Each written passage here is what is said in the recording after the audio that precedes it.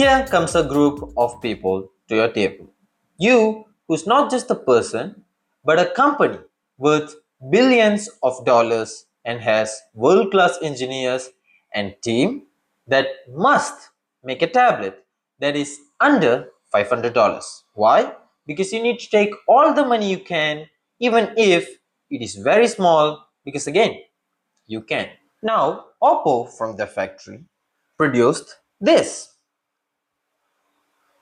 Yeah, I know. You saw the thumbnail and the title thinking that this might be something interesting, which it is at first. So, if you already bought this tablet, congrats on still clicking on this video because you have to be very brave to do so, hoping that you've made a good decision. But you may have to skip this video, maybe. Let's take a look at the competition.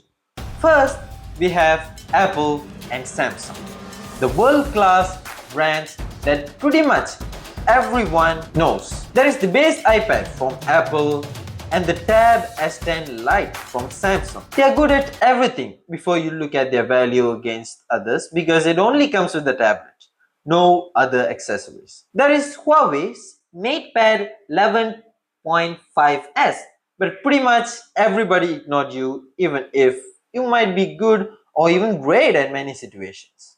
Then there is Xiaomi's Pad 8 with incredible specs on paper but comes only with a keyboard.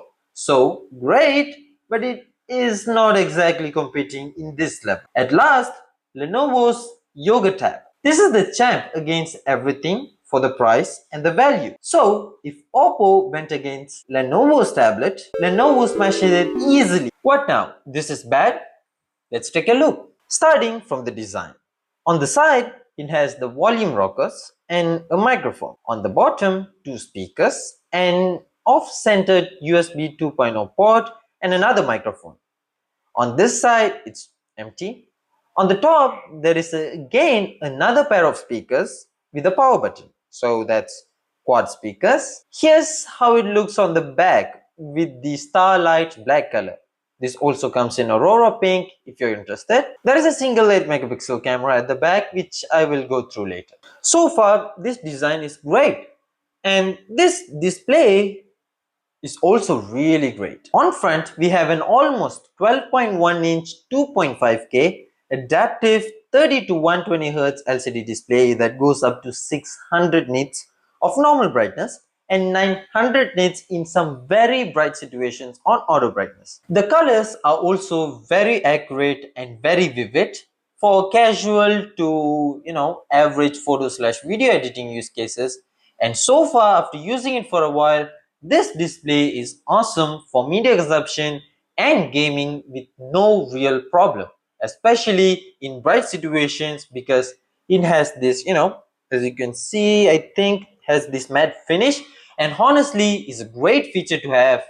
I love it. Under the screen, it has an 8-core MediaTek Dimensity 7300 Ultra, which is a very mid-range chip, and honestly, I would have loved to see the Snapdragon 8 series chip, which is newer and exceptionally faster than this chip. To give reference, this CPU performs similar to the chip that was on the S20 FE from 2020 on Geekbench 6, which is alright I guess, but not the best you can get comparing to the competition. Aside from the Geekbench, this day-to-day performance is great.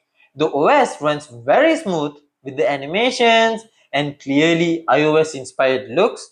If you like that, then there is no real problem right there.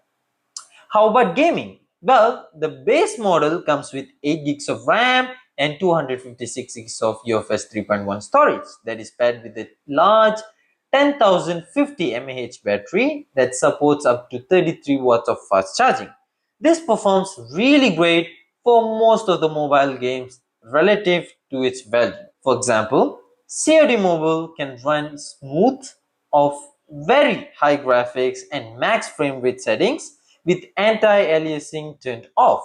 I personally wouldn't play Genshin Impact or do like a PlayStation games emulation on this, but if you are like most people who don't do all of this the performance is great. Last few things before I give this a conclusion. This has Wi-Fi 6, Bluetooth 5.0 LE, which means this is great for pretty much 96% of the people.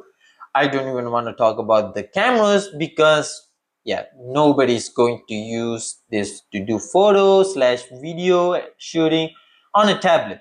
This camera is fine for video calls and meeting, which is important, and the speakers are nice and loud. The conclusion for this is good and bad at the same time, which is not a great thing.